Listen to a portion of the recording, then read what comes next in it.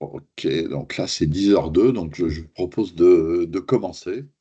Du coup, ben, Philippe, je te laisse te présenter. Donc ce webinaire va être animé par deux personnes, donc moi-même, Jean-Michel Sauton, et mon collègue qui va se présenter.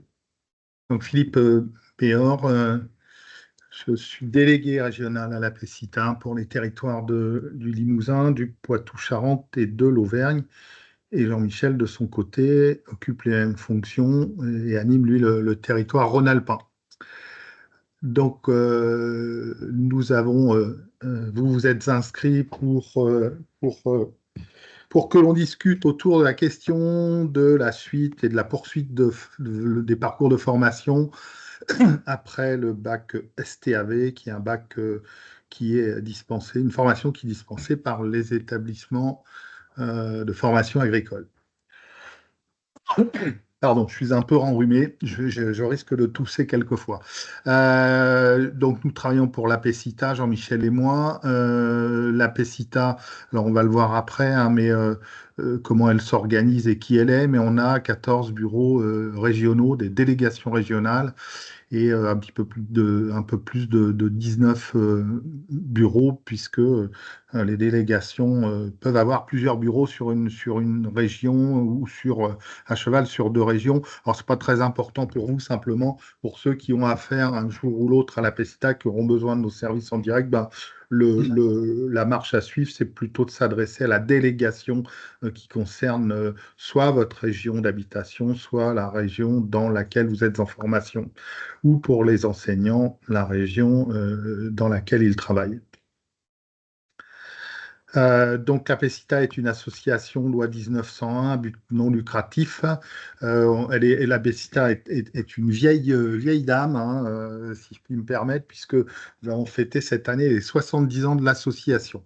Une association paritaire. Je passe très vite sur ces infos-là parce que c'est pas le plus important, mais quand même paritaire parce qu'on est gouverné par un conseil d'administration alternativement représentant des salariés, alternativement représentant des employeurs. Et nos trois grands piliers d'activité sont le conseil d'orientation des candidats.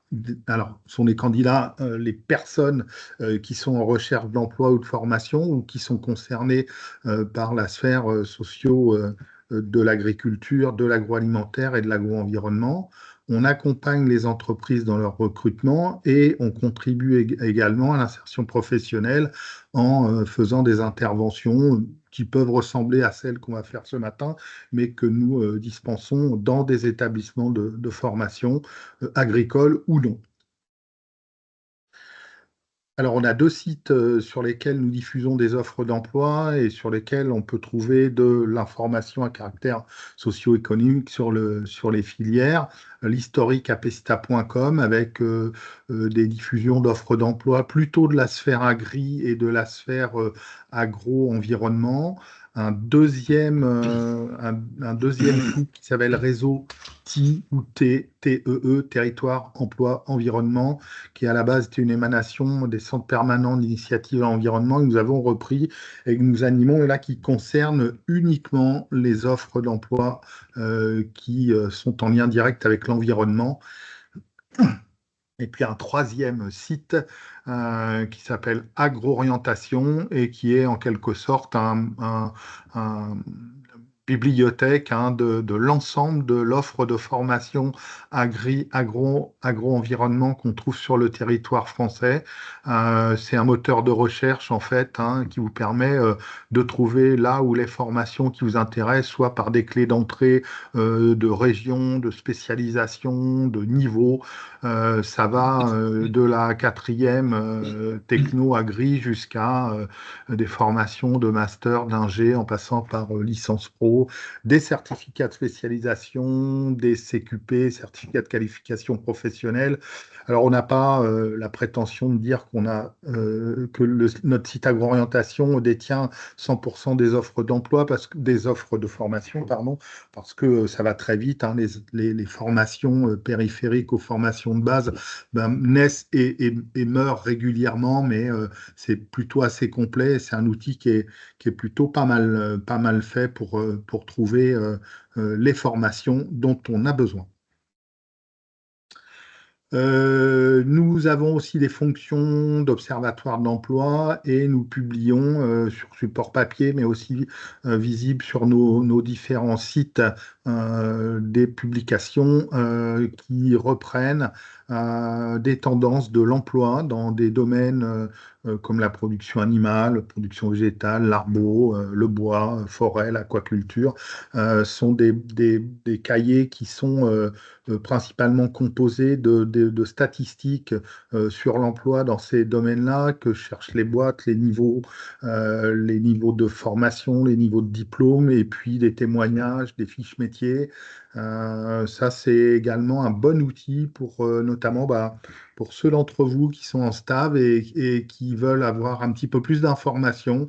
Et c'est vrai que de se plonger directement dans qu'est-ce que c'est l'emploi dans telle ou telle filière, ça permet pour les personnes qui ont un petit peu du mal à se, à se repérer ou qui ont encore besoin de renforcer la vision de leur parcours, de prendre des points de repère et d'alimenter leur réflexion.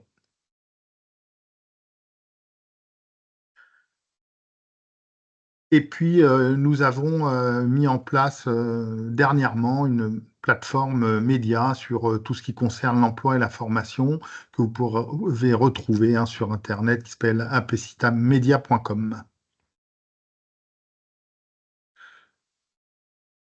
Ah, donc là, Philippe vous a présenté rapidement les services de la PECITA.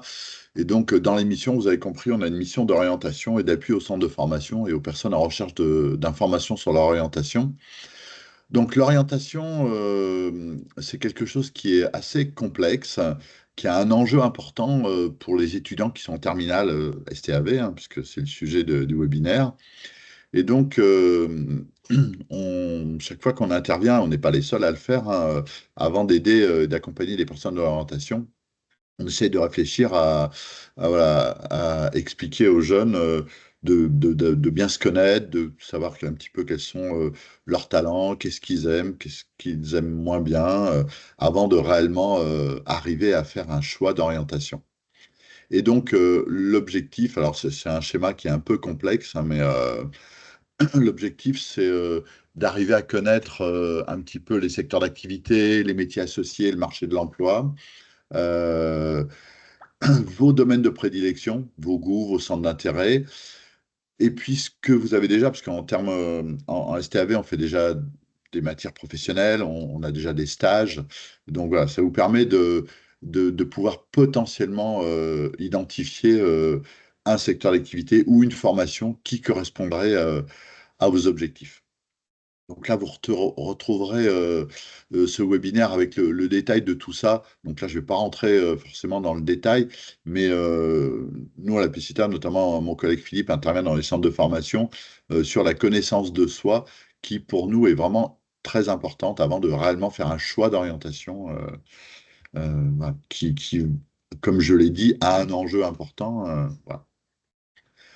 L'idée, si je peux, pardon, juste compléter, Jean-Michel, l'idée assez répandue à la PECITA et qu'on cherche à développer, c'est que effectivement, on est là pour trouver une formation pour aller vers des métiers, mais que, comme le disait le petit schéma que je vous invite à aller regarder d'un peu plus près, l'idée donc, c'est peut-être aussi de se dire, qu'est-ce qui me plaît et n'oublions pas ce qui me plaît, ce pourquoi j'ai des affinités, des appétences. C'est extrêmement important. Et l'idée que je voulais, sur laquelle je voulais insister, c'est vraiment de ne pas se focaliser sur des métiers, mais soit sur des domaines, soit sur des environnements qui me plaisent, sur des organisations qui me plaisent. Et après émergera très vraisemblablement un ou des métiers. Il faut commencer par élargir l'entonnoir tranquillement et pas forcément se précipiter sur la partie la plus fine et la sortie de l'entonnoir. Donc là, je vous ai dit que l'orientation, c'était quelque chose de compliqué.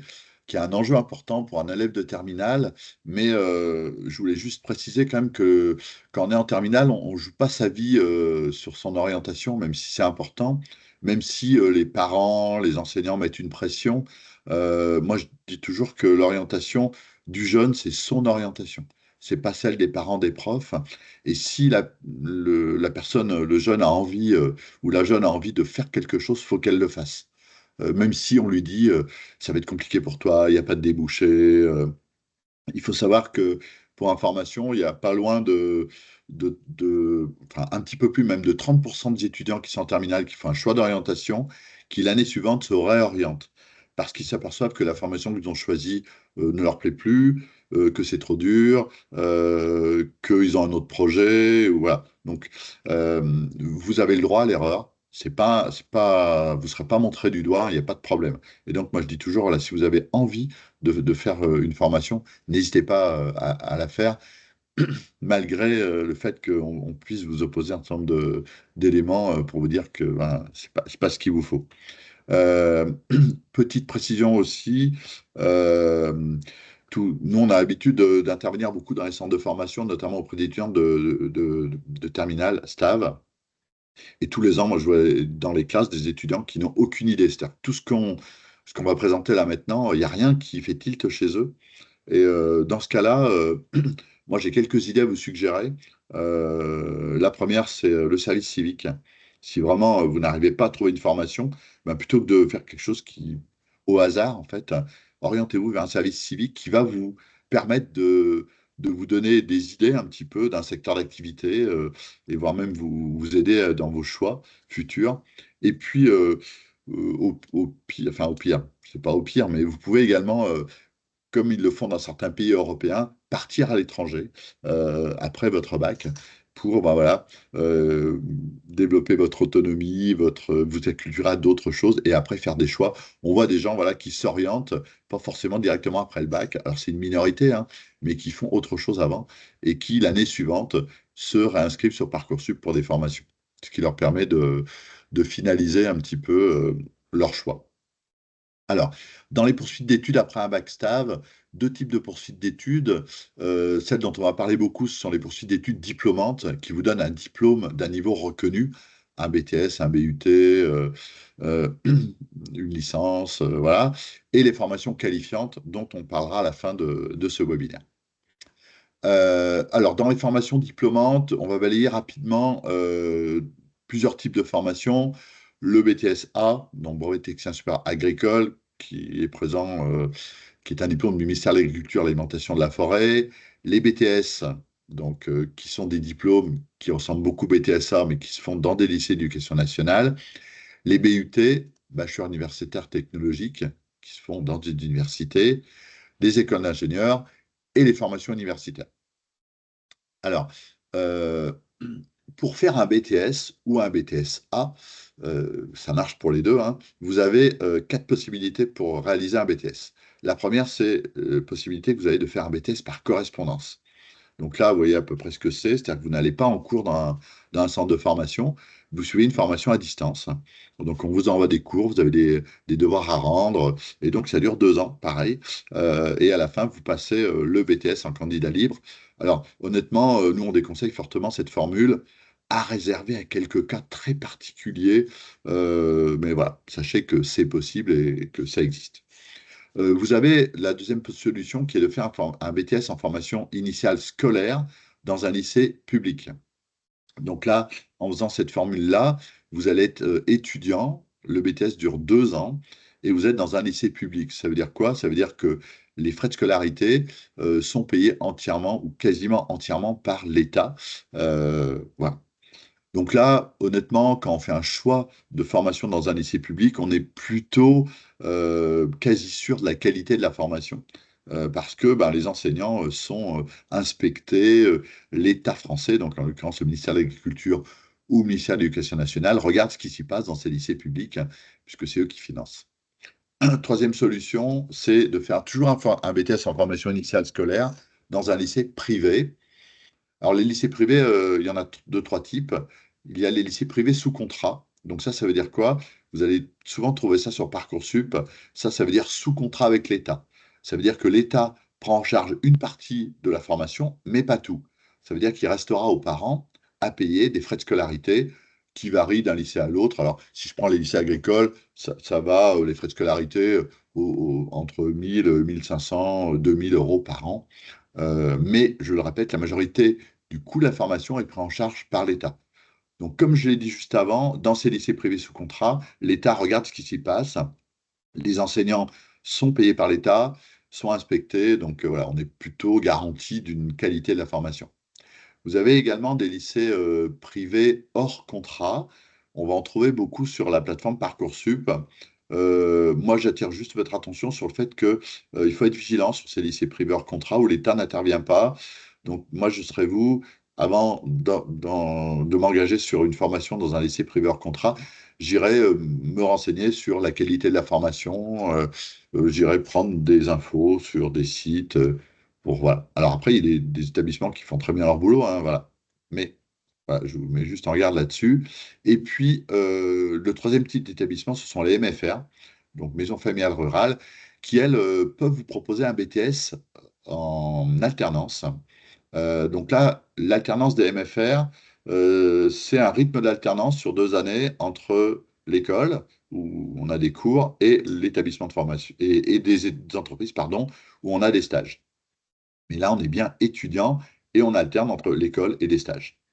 Sachant que les MFR, comme les autres lycées publics-privés, peuvent également vous proposer la quatrième solution qui est de faire un BTS en apprentissage. Dans ce cas-là, en apprentissage, on a un contrat de travail avec une entreprise, ce qui n'est pas le cas de l'alternance des MFR dont j'ai parlé juste avant. Euh, Juste, Jean-Michel, je t'interromps une petite seconde pour revenir vraiment quelques instants sur l'apprentissage, qui est une très bonne formule, hein, qui est appréciée des entreprises qui emploient à l'issue de ces formations les personnes qui étaient apprentis. En revanche, très fréquemment, l'apprentissage est choisi par des jeunes qui ont un peu perdu le goût des études et qui se disent ouais ça va être plus facile parce que je serai moins à l'école, je serai moins.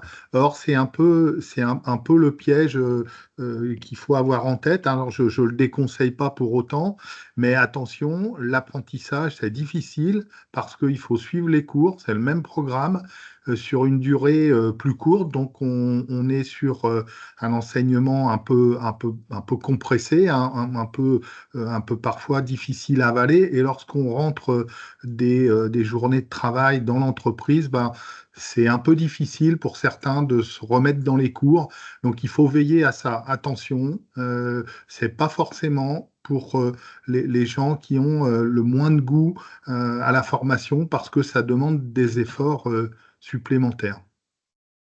Compléter ce que dit mon collègue, vous avez sous les yeux un petit tableau qui vous présente les avantages et les inconvénients de l'apprentissage. Dans les avantages, bien évidemment, il y a le salaire, la rémunération. Ce salaire va être donné par une grille conventionnelle fixée par l'État qui va dépendre de votre âge et du fait que vous soyez en première ou deuxième année de BTS. Donc, il va être évolutif. L'autre avantage, c'est que mon collègue en a parlé, on va moins à l'école. Donc, on a pas mal de temps en entreprise. L'autre point positif, c'est la sélection. Très souvent, pour rentrer dans une formation en apprentissage, le seul critère pour être accepté, c'est d'avoir trouvé un contrat d'apprentissage, ce qui n'est pas toujours le cas dans les autres formations, sur lesquelles voilà, on va sélectionner votre dossier sur vos notes, vos appréciations, etc. Et le quatrième point positif, c'est l'insertion, puisque très souvent, un jeune qui fait un BTS en apprentissage se voit proposer un contrat par l'entreprise directement après le BTS, après 2 années de formation. Et dans les points négatifs, on en a parlé, le travail personnel, qui est plus important en apprentissage, les congés, puisque vous êtes salarié, donc vous avez les congés d'un salarié, donc 5 semaines par an, plus éventuellement d'autres congés supplémentaires suivant les entreprises. Le gros point négatif, c'est de trouver un contrat. Donc là, un petit conseil, enfin, nous qu'on donne, hein, les gens qui souhaitent en terminale après un terminal stable, trouver un contrat d'apprentissage, il faut vous y prendre le plus tôt possible. Donc là, ben, à peu près dès le mois de janvier, hein, pour trouver une entreprise, faire un CV, une lettre de motivation, chercher des offres, voilà. Et puis, le point négatif, c'est le patron aussi, hein, puisque euh, moi, j'attire votre attention sur le fait que quand vous aurez des entretiens avec des entreprises pour trouver un contrat, il faut vraiment vous poser la question, est-ce que je me vois travailler 2 ans avec cette personne-là qui me fait passer l'entretien? Et surtout, posez bien la question de qu'est-ce qu'on va vous faire faire? Après un backstab, vous entrez dans une formation supérieure en BTS, il faut que les missions qu'on vous confie correspondent à un niveau supérieur. Pour l'obtention de votre diplôme, le BTS, vous aurez des épreuves sur des situations professionnelles qu'il va falloir décrire. Si vous- Par exemple, je prends l'exemple du paysage, si vous ne faites que ramasser des feuilles au pied des arbres ou passer un souffleur, vous aurez du mal à expliquer une situation professionnelle d'un niveau BTS. Donc ça, c'est important quand on a un contact avec l'entreprise de réellement leur poser la question, qu'est-ce que je vais faire pendant mon contrat? Alors, ceci dit, c'est une formule hein, qui se développe, hein, mais d'ailleurs, je fais le lien avec ce qui a été présenté tout à l'heure par mon collègue Philippe sur nos sites internet, aussi bien apecita.com que réseauti.com. On trouve des offres d'emploi en CDI, en CDD, mais on trouve quasiment 10% d'offres en apprentissage. Donc, vous pouvez aller sur nos sites, s'il y en a certains qui veulent faire une formation d'apprentissage, pour trouver des entreprises qui cherchent des apprentis pour la rentrée prochaine. Excusez-moi, est-ce que vous m'entendez? Oui, Madame Le Alors, Guen. je suis Madame Le Guen. Je n'arrive pas à utiliser la conversation écrite. Je ne sais pas, ça fonctionne pas. Est-ce que je peux poser une question? Oui, je vous en prie, allez-y. En fait, moi, je suis une maman d'un jeune qui est donc en terminale, et la question que je me posais, c'est quand on est en apprentissage, la partie formation cours peut se faire par contre dans un lycée aussi, où il Euh, n'y a que des centres d'apprentissage. Je vois pas bien. Alors, je vois bien la différence entre être en apprentissage, avoir un contrat de travail et être salarié, mais pour la partie formation, où peut-elle se faire? ça se fait dans un centre de formation d'apprentis qui est souvent rattaché à un lycée. D'accord. En tous les cas, madame, pour la partie agricole, c'est celle qu'on connaît le mieux. Les lycées agricoles, en fait, sont des grosses entités qui ont une partie lycée, une partie CFA, centre de formation des apprentis, et D'accord. une partie CFPPA, centre de formation pour les adultes, centre de formation professionnelle pour adultes. Et en fait, le programme de BTS, si on prend l'exemple d'un BTS, est dispensé pour les apprentis par le CFA et pour les formations initiales par le lycée, mais c'est le même programme. Et parfois, ce sont des profs qui peuvent intervenir dans les deux parties, CFA ou lycée. D'accord, Mais merci. J'avais bien compris. Mais le programme est le même. comme vous avez différencié les lycées et l'apprentissage, mais en effet, Oui, on peut faire D'accord. un apprentissage en fréquentant un lycée. tout à fait. Oui, oui, OK, C'est absolument. très bien. obligatoire. Oui. Ouais. Et donc, il y a un Merci. contrat de travail qui est signé tripartite entre le jeune, le centre de formation d'apprentis et l'entreprise. Mais il faut bien un centre de formation. Donc là, voilà, c'est le schéma qui est là. Donc là, je vais passer assez vite.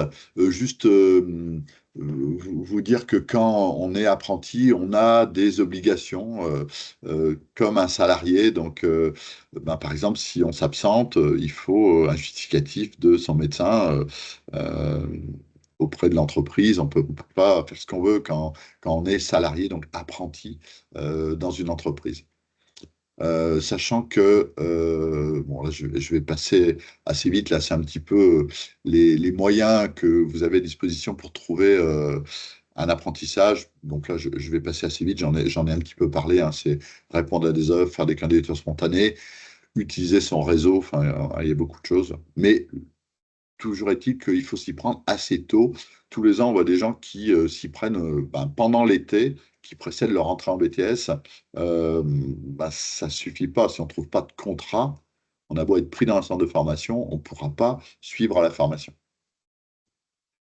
Euh, voilà, donc là, on va vous présenter les BTS agricoles. Là, ben, c'est mon collègue Philippe qui va le faire. Alors, les BTSA, donc le brevet de technicien supérieur agricole, sont des formations post-bac professionnalisantes de 2 ans qui sont proposées, comme on l'a dit, par des établissements publics ou privés répartis sur tout le territoire. Globalement, on a sur le territoire national entre, je veux dire, 2 à 4, voire 5 lycées agricoles suivant le département, la population et l'importance des activités agricoles. Donc c'est une préparation, comme on l'a vu, directe à l'insertion pro, mais c'est aussi un tremplin vers des formations de niveau supérieur.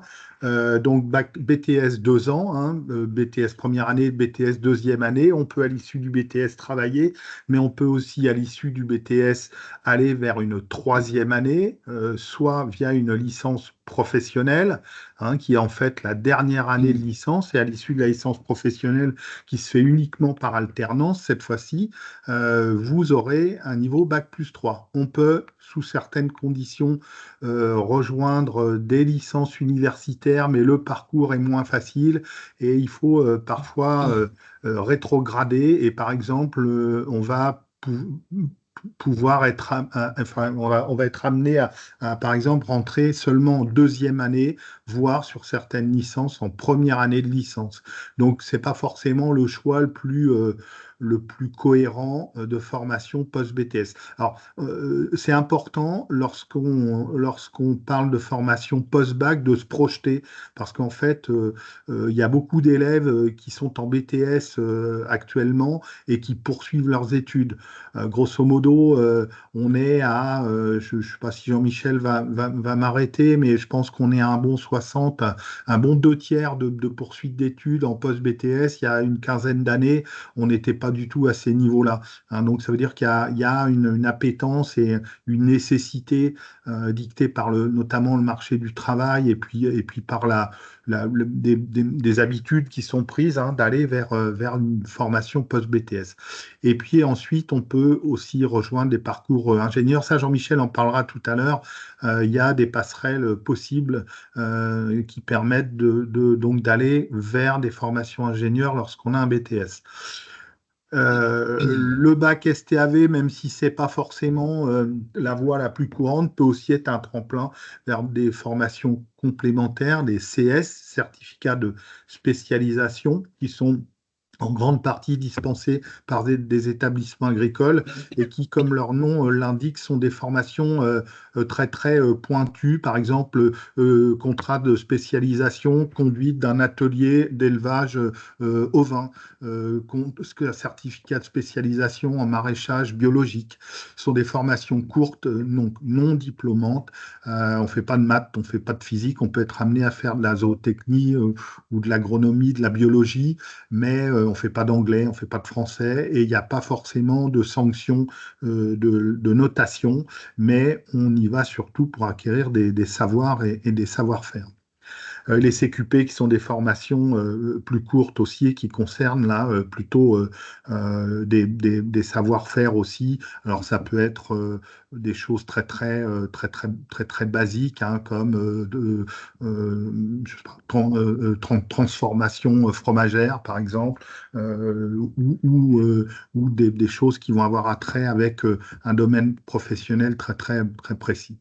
L'ensemble des BTS comprend un tronc commun d'enseignement général où là, on va avoir des maths, on va avoir une langue vivante et on va avoir du français, mais qu'on appelle la matière socio-culturelle. C'est-à-dire que c'est du français, mais avec une approche assez sociétale sur des problématiques, par exemple urbanité, ruralité. C'est des choses un peu plus globales. C'est des choses qui vont ressembler plutôt à un mix entre de l'histoire, de la géographie, de la sociologie et de l'expression écrite orale. C'est vraiment une marque de fabrique des BTS de l'enseignement agricole. Et puis des matières d'enseignement technique et scientifique spécifiques qu'on va revoir tout à l'heure, hein, en fonction des BTS. Et tous les BTS comprennent un module qui s'appelle pour les initiés M11 et qui est un module d'accompagnement au projet personnel et professionnel individualisé pour chaque élève. Alors, je vous les ai rangés comme ça dans une liste pas tout à fait à la Prévert, hein, puisque je les ai organisés en 5 grandes familles. Les BTSA de la production, mais je vais y revenir après un peu plus dans le détail. Les BTSA qui sont liés à des activités commerciales, les BTSA de services aux entreprises, aux personnes et aux territoires, des BTS de la transformation et des BTS qui concernent l'aménagement du territoire et l'environnement.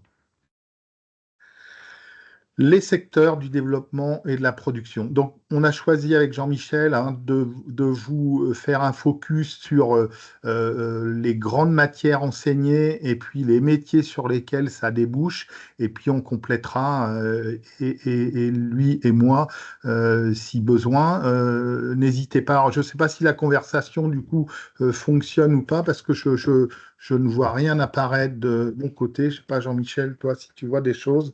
Mais je ne vois pas de questions dans la zone de conversation. Un BTS qui est un grand classique du genre dans la sphère de l'enseignement agricole, qui est le BTS Axagri. Alors, ce qu'il faut savoir, c'est que les BTS ont été ou vont être quasiment tous réformés à horizon rentrée 2025-26. Globalement, ce ne sont pas des révolutions, ce sont des petits aménagements avec des choses qui sont plutôt remises en perspective avec l'actualité, avec les technologies, notamment la place que prend l'environnement et l'agroécologie et qui est introduit dans bon nombre de spécialisations de BTS. Mais globalement, ça ne change pas radicalement la donne pour l'enseignement et pour les matières que vous allez aborder. Euh, le BTS, donc, Axe, qui est un BTS qui est plutôt destiné aux personnes qui souhaitent s'installer, c'est-à-dire reprendre une exploitation agricole, puisqu'il est question de comptabilité, de gestion, agronomie, donc pour les staffs, vous savez ce que c'est l'agronomie, zootechnie également, et beaucoup d'économie, économie de l'exploitation, économie des filières et une partie animation communication, puisque ce BTS-là, qui est un BTS est spécialisé, compta gestion, et un peu généraliste, puisqu'on le voit, on touche à toutes les facettes de l'agriculture, l'économie, l'agronomie, la zootechnie, et qui permet donc aussi d'être à terme conseiller d'entreprise, conseiller d'exploitation agricole, soit sur le volet technique, soit sur le volet plutôt économique, compta gestion, et puis également beaucoup de personnes qui débouchent sur des postes d'animation, d'organisation agricole, animation de projets, et beaucoup de choses qui touchent aussi à la comptabilité et au conseil de gestion. Les métiers de l'élevage avec le BTS production animale, mais qui a changé de dénomination, qui s'appelle métier de l'élevage, développement, production, conseil en production animale. Alors les études, comme son nom l'indique, hein, c'est très très orienté sur la zootechnie, l'alimentation des animaux, la reproduction, la génétique. Petit point d'importance pour les personnes qui sont plutôt attirées par le domaine des animaux. Attention, le BTS production animale, c'est bien de la production et on parle surtout des animaux que l'on appelle dans l'agriculture les animaux de rente, c'est-à-dire l'élevage des vaches allaitantes, des vaches laitières, des ovins, des chevaux, des porcins, etc. Et pour les personnes qui ont plutôt une appétence pour les animaux en tant qu'animaux de compagnie ou en tant qu'animaux d'accompagnement au bien-être ou aux soins aux animaux dans des zoos, dans des parcs animaliers, le BTSA ne répond pas à ces aspirations-là. Donc les métiers sont des métiers beaucoup également du conseil d'élevage, responsable aussi d'élevage dans des exploitations d'élevage, technicien de groupement de producteurs. Très très globalement, on est sur les métiers du conseil et d'accompagnement à la production. Les métiers du végétal avec un BTS qui est plutôt un BTS à orientation horticole et floriculture, avec des études qui tournent encore autour de l'agronomie, agroécologie, des conduites de systèmes et la connaissance de cultures spécialisées, beaucoup de matières techniques autour de l'organisation du travail, puisque à terme, les gens qui sortent de ces BTS-là sont plutôt appelés à être soit des salariés salariés d'exploitation, de pépinière, de production horticole. Alors, soit des salariés en début de carrière de base, je dirais, et puis à terme, des responsables de production ou des responsables de pépinière et qui vont avoir à mettre en place toute l'organisation de la production dans une entreprise. Et puis également des postes de technico-commerciaux, soit pour vendre la production des horticulteurs, pardon, des floriculteurs vers un client final, ou alors vendre de l'agrofourniture, hein, c'est-à-dire de l'engrais, des semences, des plants à ces mêmes horticulteurs. Le secteur, pardon, développement et production qui continue avec un historique aussi hein, qui s'intitulait avant le BTS PV, production végétale, et qui a changé d'appellation, qui s'appelle agronomie culture durable, agronomie production végétale. Là, on est sur quelque chose qui est très, très axé sur l'agronomie, l'agroécologie, avec des conduites de systèmes de culture, mais plutôt ce qu'on appelle grande culture, hein, maïs, blé, colza, etc., etc., avec effectivement, en fonction des lycées dans lesquels on peut suivre cette formation, des spécialisations peut-être sur des cultures spécialisées ou des cultures qui sont un peu plus dans telle ou telle région et sur lesquelles la formation met un peu l'accent. Donc, agronomie, agroécologie, du conseil, de l'animation, des organisations, du conseil, de l'animation de projets, de la communication, de l'analyse et du diagnostic technique des exploitations, c'est-à-dire qu'on va sur des exploitations pendant les 2 ans de formation, on étudie, on analyse, on diagnostique et on fait des propositions d'amélioration des systèmes que l'on a visités, des exploitations agricoles, et de l'économie et de la gestion de l'exploitation agricole. Les métiers, hein, comme les précédents, hein, beaucoup de débouchés sur le conseil technique dans les exploitations agricoles, en l'occurrence de grandes cultures, des emplois de techniciens en recherche, développement, en expérimentation dans des organisations privées, des semenciers ou des organisations publiques comme l'INRA, par exemple, des postes de chef de culture, responsable d'exploitation agricole, et pour les mêmes voies que pour celles évoquées pour l'horticulture, des postes de technico-commerciaux ou de responsables commerciaux s'il y en a plusieurs.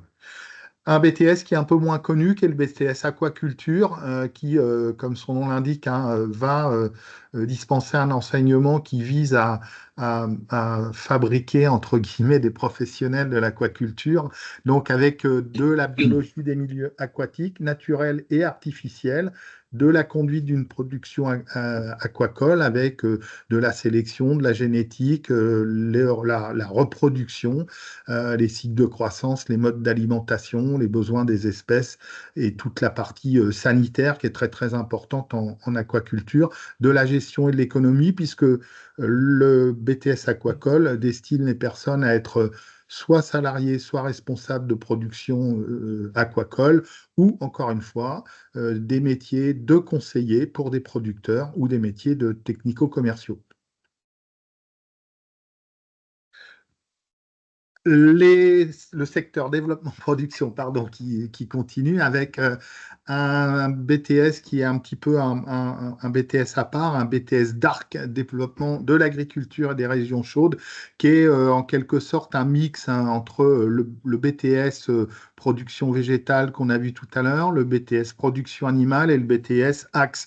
Et en fait, l'idée, c'est plutôt là de former des personnes qui vont accompagner des territoires et pour en grande majorité hein, pour la France, les territoires ultramarins, DOM-TOM et autres territoires reliés à la France, sur du développement agricole, mais là on est sur du développement multifilière et c'est plutôt des développeurs avec une vision très très globale à l'échelle plutôt d'une région ou d'un territoire, mais avec des entrées qui restent très techniques. Le BTS viticulture œnologie, qui, comme son nom l'indique, touche la vigne et le vin. Les matières enseignées principalement, c'est de l'agronomie, de l'agroécologie, puisqu'on va de plus en plus vers des fonctionnements proches de l'environnement dans la vigne et qu'il y a une forte demande de la consommation. La biologie de la vigne, la biochimie du vin, comment on conduit une production viticole et comment on travaille le vin, comment on organise le travail dans une entreprise et puis une partie économie de l'entreprise de production viticole et une partie de l'économie des filières du vin et spiritueux. Les débouchés, très classiques, hein, du responsable d'exploitation viticole, du technico-commercial, du maître de chai pour la partie qui concerne le vin. Il y a une grande panoplie de BTS du secteur du commerce dans l'agriculture. Alors en fait, il y a un front commun, un tronc commun, pardon, qui est le technico-commercial avec des spécialisations que vous voyez ici, hein, biens et services dans l'agriculture, vin, bière, spiritueux, alimentation, boisson, la forêt, le bois et l'univers du jardin et des animaux de compagnie globalement et très logiquement. On est sur des études qui sont liées à la communication, le marketing, la négociation, la gestion d'un espace de vente physique ou virtuel, c'est-à-dire également du web commerce, et puis beaucoup de choses autour de les processus technico-commerciaux, le management d'équipe commerciale, le développement commercial, la relation client avec des métiers, tout secteur confondu, des métiers à caractère commercial, soit en magasin, métier nomade, soit sur la route en sédentaire, soit en B2B, c'est-à-dire vente à des professionnels, soit en B2C, vente à des particuliers. J'ai fait une petite erreur, Jean-Michel, j'ai mis 2 fois le BTS Vitiono. Toujours dans les services, le BTS GEA, Génie des équipements agricoles, qui est, lui, comme son nom l'indique, un BTS qui est lié à l'agroéquipement et à la mécanique agricole, avec des études qui sont plutôt liées à la maintenance des agroéquipements, mais aussi à l'agronomie, puisque quand on parle d'outils pour l'agriculture, il faut connaître l'agronomie, des technologies de l'information, du multimédia. C'est un BTS qui est très, très orienté sur les technologies et les nouvelles technologies, et puis également des techniques commerciales liées aux agroéquipements avec là, soit du SAV, soit des gens qui peuvent faire de la démonstration avec du matériel, de la mise en main de matériel, de la vente également, ou des formations qui peuvent déboucher sur des emplois en bureau d'études. Alors avec un niveau de technicien, c'est un peu moins fréquent, mais ça peut arriver.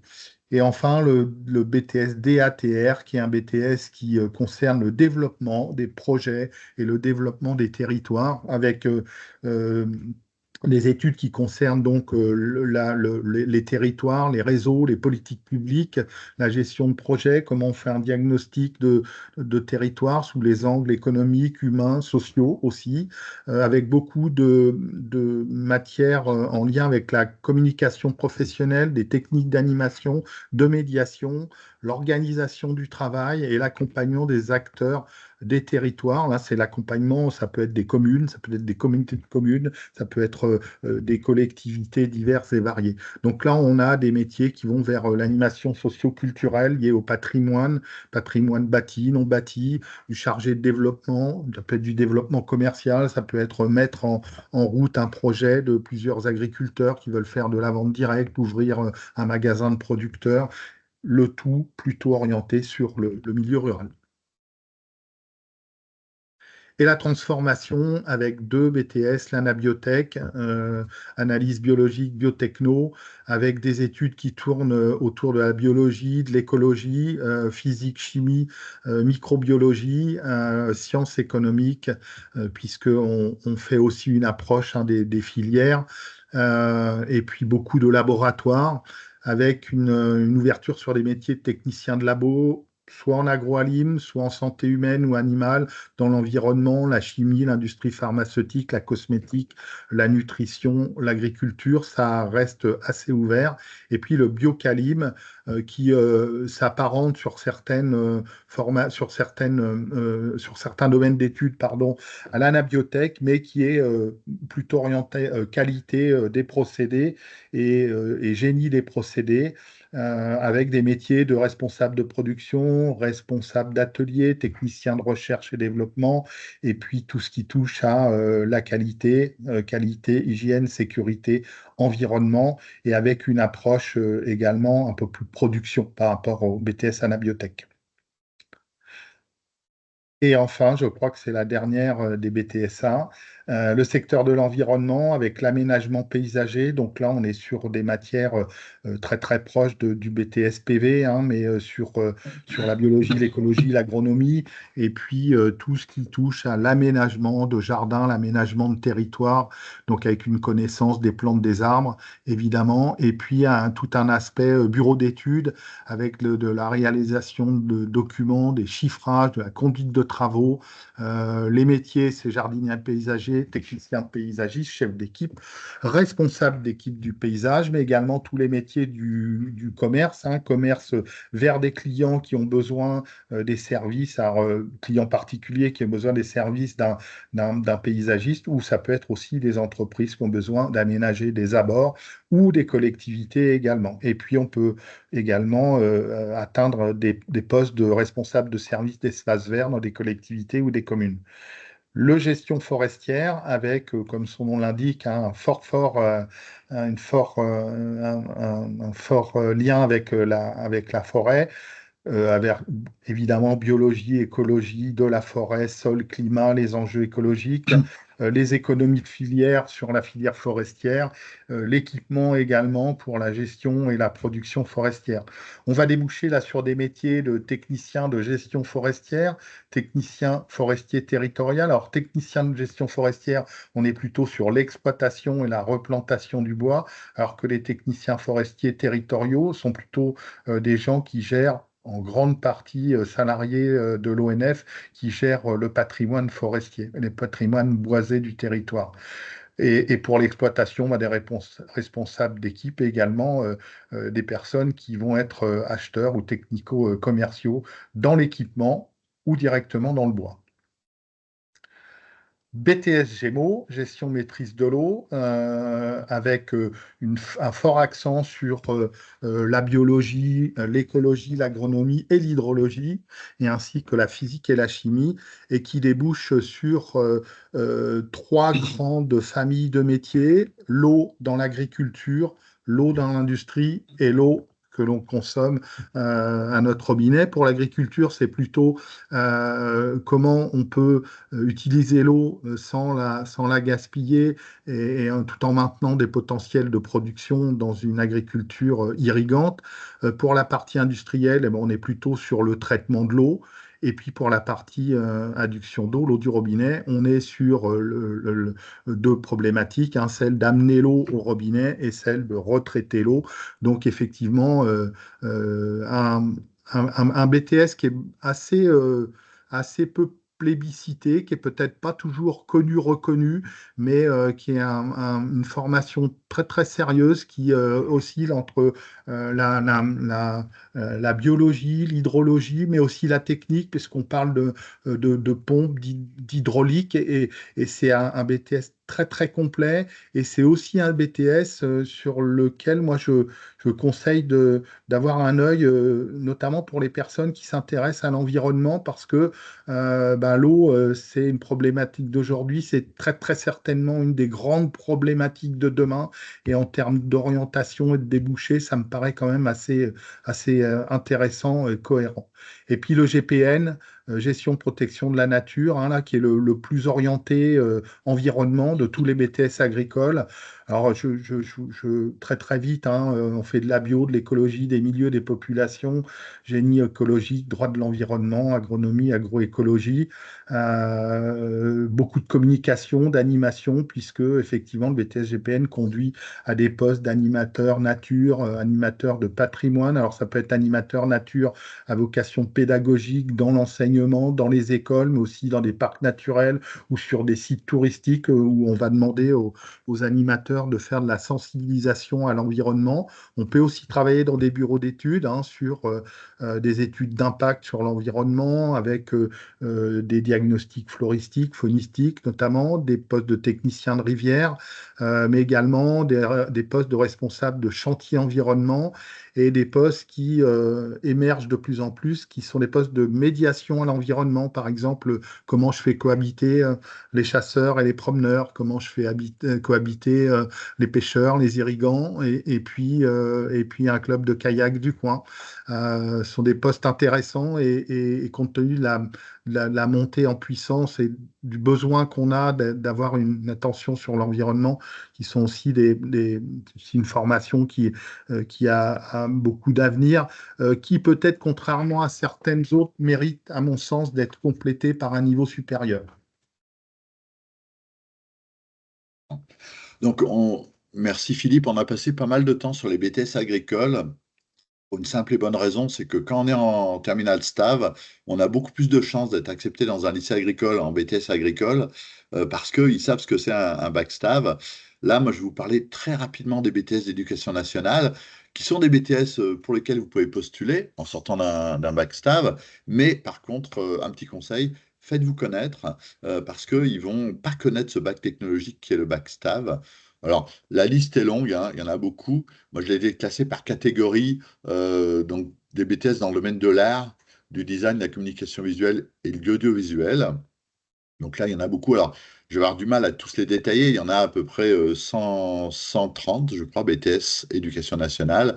Donc là, voilà, art graphique, photographie, coiffure, tous les BTS du secteur commerce, donc banque, assurance, et les BTS du commerce MCO, NDRC, voilà, qui sont vraiment des BTS commerce, mais plus généralistes que ceux que Philippe vous a présentés dans les BTS agricoles. Les BTS du secteur travaux publics, bâtiments, travaux publics, bâtiments, charpente, travaux publics, tout ce qui est électronique, informatique. Voilà. Donc, système informatique aux organisations, le BTS informatique. Les BTS dans le domaine du tourisme, de l'hôtellerie, de la restauration. Voilà. Des BTS du secteur mécanique, automatisme, construction métallique. Bon, il y en a beaucoup. Alors, c'est vrai qu'ils sont beaucoup moins dans le milieu agricole, mais bon, on voit des gens qui peuvent être intéressés par ce genre de BTS. Et les BTS du secteur de la santé, du paramédical et du médical, donc BTS diététique. Donc là, on est un peu plus proche de la biologie, hein, de ce qu'on voit en terminale STAV. Voilà, la SP3S ou technique physique pour l'industrie du laboratoire. Donc là, je suis passé assez vite. Là, je vais vous présenter également les BUT, donc bachelor universitaire technologique, qui sont des formations qui durent 3 ans, qui vous donnent un diplôme Bac plus 3, un BUT. Il y en a 24.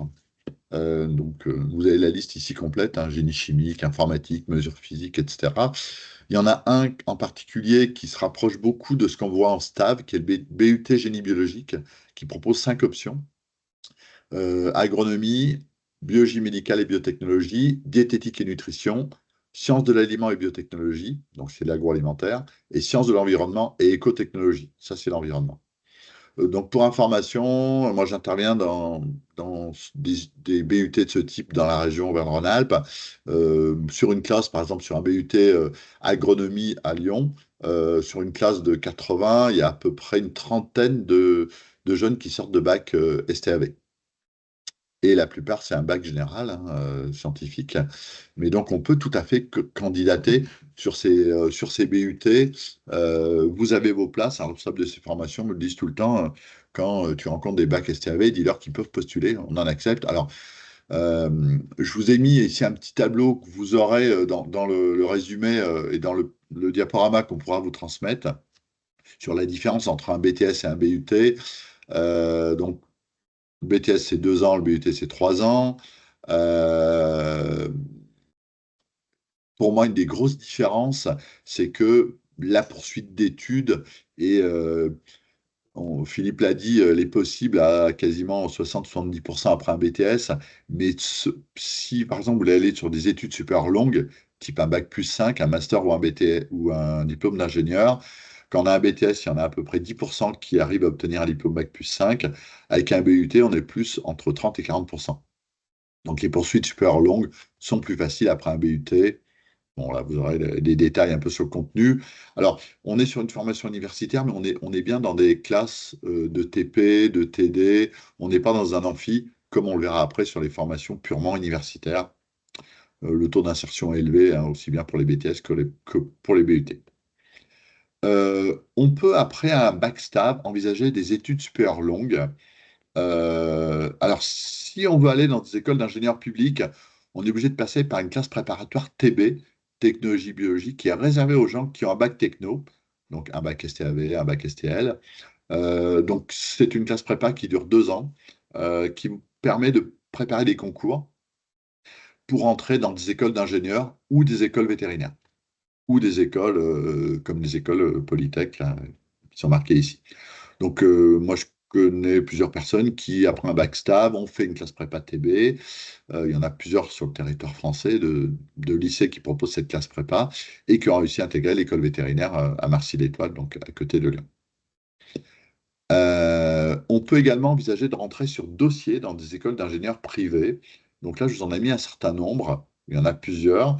Donc l'ISAR à Lyon, les A d'Angers, le groupe ISA à Lille, l'école d'ingénieurs Purpan, l'Institut Polytechnique La Salle Beauvais ou l'ISTOM qui est à Angers, qui est une école d'ingénieurs en agro-développement international. Donc dans ces écoles, c'est des écoles en 5 ans avec une prépa intégrée. On y rentre après un backstab. Donc pour information, l'ISAR à Lyon, qui est le premier sur la liste, là, ils sont à peu près 200 par promo. Sur les 200, il y a à peu près une quarantaine de bacs STAV. Donc on peut candidater. Donc c'est un dossier, il y a un entretien en présentiel ou en distanciel. Et donc vous partez pour 5 ans d'études pour obtenir un diplôme d'ingénieur. Vous pouvez également envisager, après votre backstab, de faire une formation universitaire. Donc, Philippe en a parlé. Donc, le principe de la fac, hein, c'est ce qui est écrit là sur le diapo. Donc, 3 années de licence, L1, L2, L3, et 2 années de master, M1, M2. Donc, dans différents domaines que j'ai écrits là, les licences dans le domaine de l'économie de la gestion, du droit, des sciences politiques, des sciences. Alors, les sciences, c'est vaste, hein, biologie, chimie, physique, etc.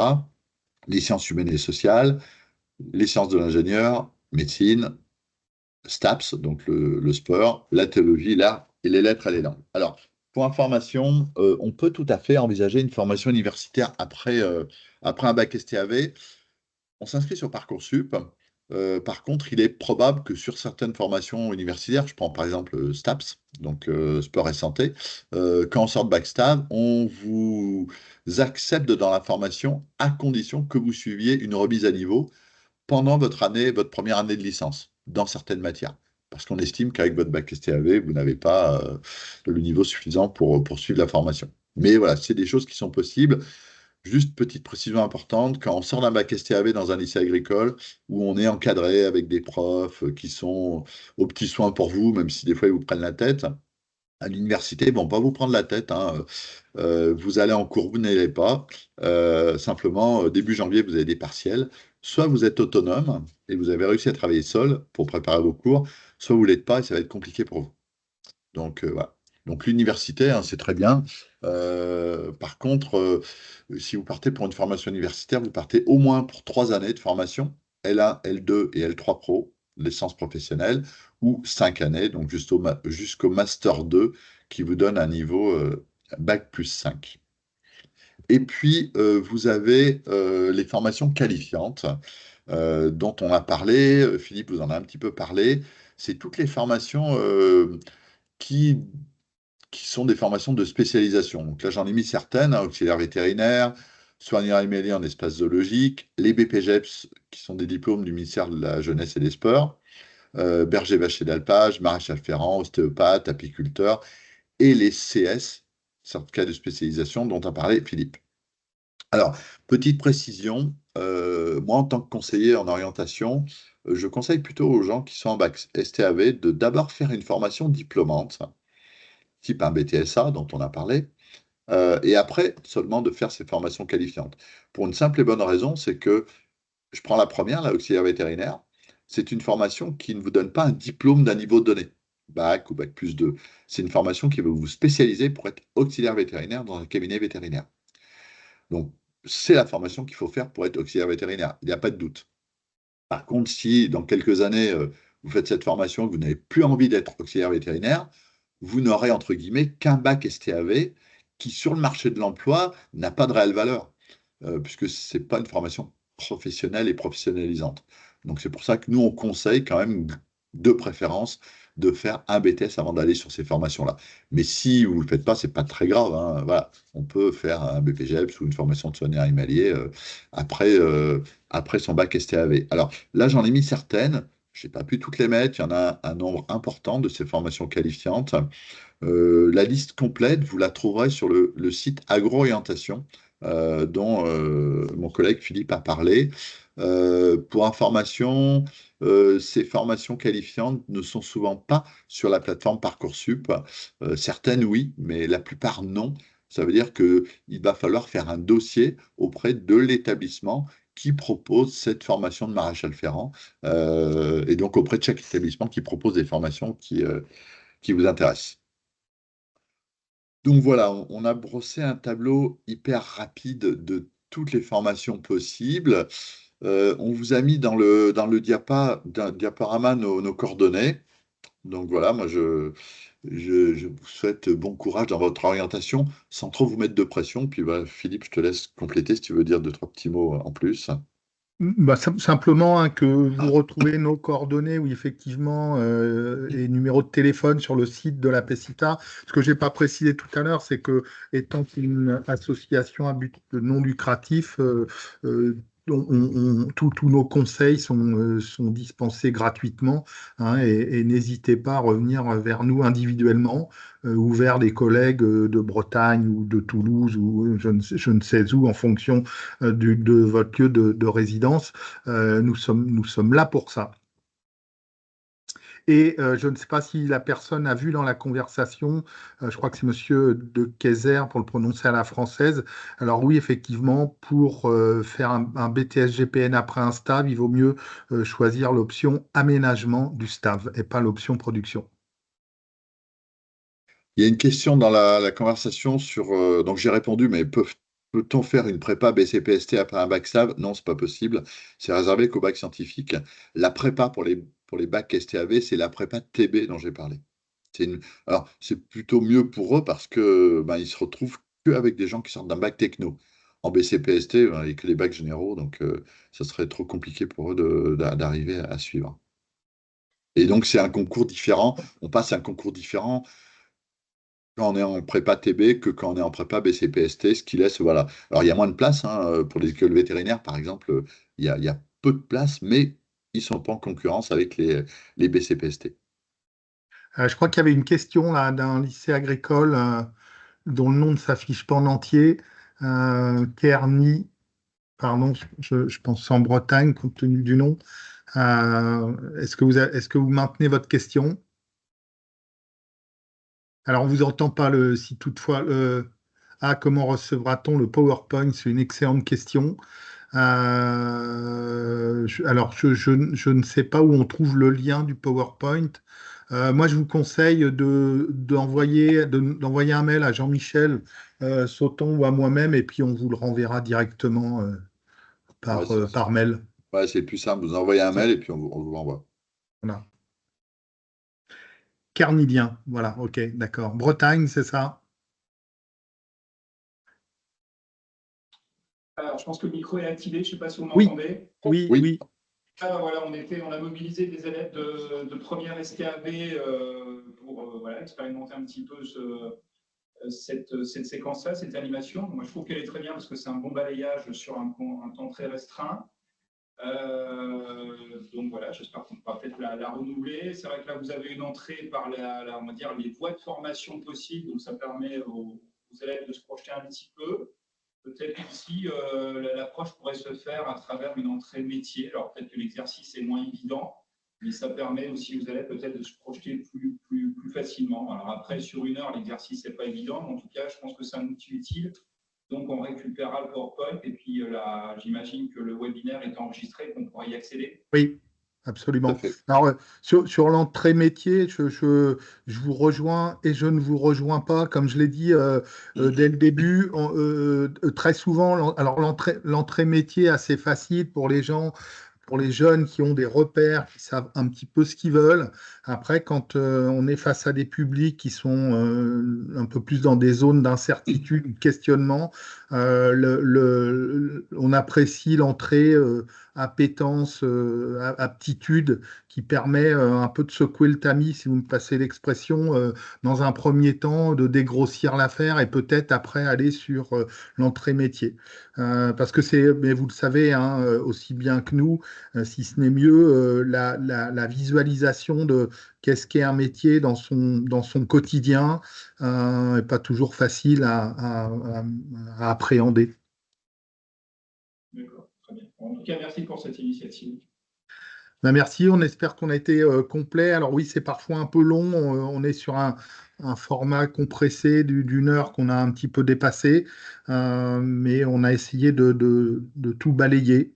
Et n'hésitez pas à revenir en tant qu'établissement hein, vers les délégations de votre région. Alors, je vous les ai cités tout à l'heure, hein, c'est Rennes, Angers, Nantes.